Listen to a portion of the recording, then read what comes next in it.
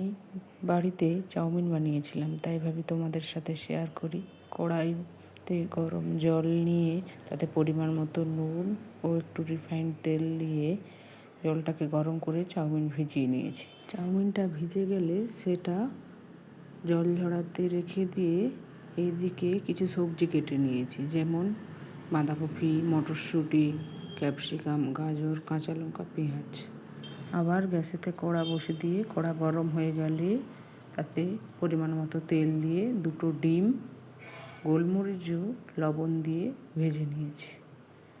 ডিমটা ভাজা হয়ে গেলে সাইডে রেখে দিয়ে ওই কড়াইতেই পরিমাণ মতো তেল দিয়ে বাঁধাকপি দিয়ে দিয়েছি।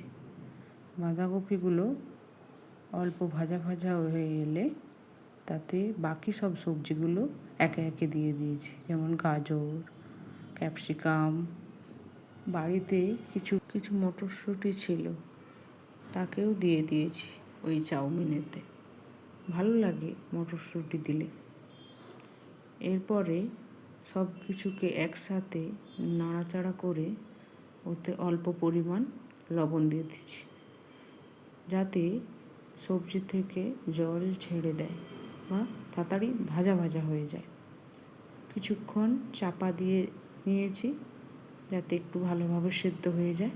সেদ্ধ হয়ে যাওয়ার পরে কিছুক্ষণ নাড়াচাড়া করার পরে ভাজা ভাজা হয়ে এলে সেটা সাইডে সরিয়ে রেখে দিয়ে ওই কড়াইতে আবার পরিমাণ মতো তেল দিয়ে দিয়েছি। তেল গরম হয়ে গেলে ওতে কেটে রাখা পেঁয়াজ ও কাঁচা লঙ্কা দিয়ে দিয়েছি।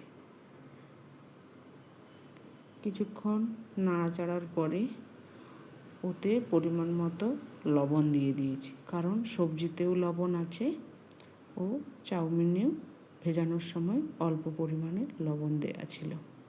পেঁয়াজগুলো লাল লাল করে ভাজা হয়ে গেলে ওতে জল ঝরিয়ে রাখা যে চাউমিনগুলো রেখেছিলাম ওইগুলো দিয়ে দিয়েছি। দেওয়ার পরে কিছুক্ষণ পেঁয়াজের সঙ্গে চাউমিনগুলোকে ভেজে নিয়েছি। ভেজে নেওয়ার পরে ভেজে রাখা যে সবজি ছিল সেগুলো দিয়ে একসাথে সব মিশিয়ে নিয়েছি। সুন্দরভাবে মিশানো হয়ে গেলে ওতে সোয়া সস, টমেটো সস ও চিলি সস সব দেওয়ার পরে চাউমিনের সাথে ওইগুলোকেও ভেজে নিয়েছি।